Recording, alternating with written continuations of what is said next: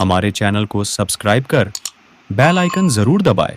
बालाघाट जिले के स्थानीय ग्रैंड कमल होटल में कल 24 मई को एक सम्मान समारोह आयोजित हुआ, जिसमें इंडियन मेडिकल एसोसिएशन के डॉक्टरों द्वारा डॉक्टर BM शरणागत के प्रदेश अध्यक्ष पद पर निर्विरोध चुने जाने पर हार्दिक शुभकामनाएं दी और डॉक्टर BM शरणागत ने बताया कि बालाघाट में कुल 150 सदस्य ही हैं और सभी जिलों में 2 गुना से 4 गुना तक संख्या है।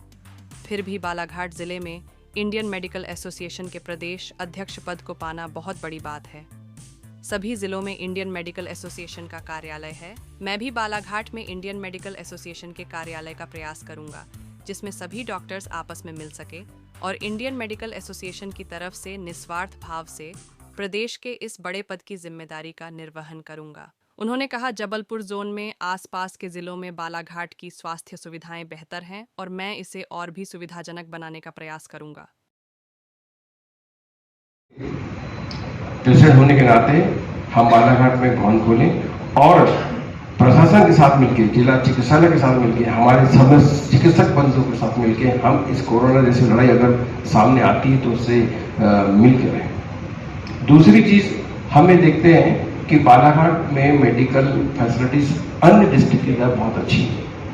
हमने कंपेयर किया, चाहे वो मंडला हो, चाहे नरसिंहपुर हो, चाहे छिंदवाड़ा हो, हमारे यहाँ जो पेशेंट का स्टेग्नेशन होता है वो वहाँ नहीं होता।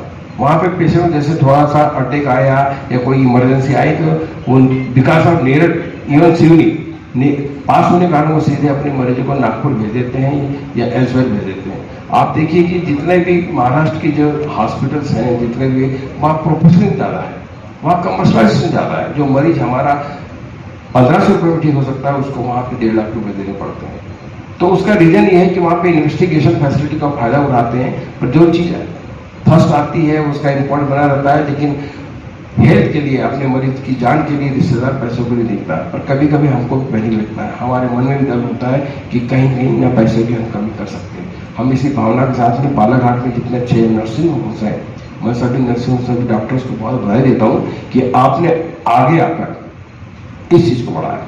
आपने देखा होगा कि जो रायपुर है अभी अभी डेवलप हुआ है। हम ये चाहते हैं कि जो डेवलपमेंट है दूसरे शहरों में हो रहा है, बालाघाट में भी हो और एक किफायती रेट में हो। और हम उसके लिए सब आने मेंबर्स हैं, डॉक्टर से मिलकर उसके लिए हम चर्चा भी करते हैं कि बेस्ट पॉसिबल क्या हो सकता है। एक हर्निया का ऑपरेशन होता है, आप 15-20 हजार में प्राइवेट में कर देते हैं। वही ऑपरेशन अगर नागपुर में, रायपुर में या इंदौर में जाता है, मैंने इस बार सुना कि ऑपरेशन में कम से कम 1.5 लाख रुपए लगते हैं। कार्यक्रम में CHMO doctor Paresh Uplav, doctor Pardhi nursing home Samadhan fracture hospital से डॉक्टर गणवीर एवं doctor Lilhare, doctor Vicky Khobragade, doctor Ankit Rana और पत्रकारों की ओर से वरिष्ठ पत्रकार ताम्रकार जी ने भी शुभकामनाएं दी और कार्यक्रम में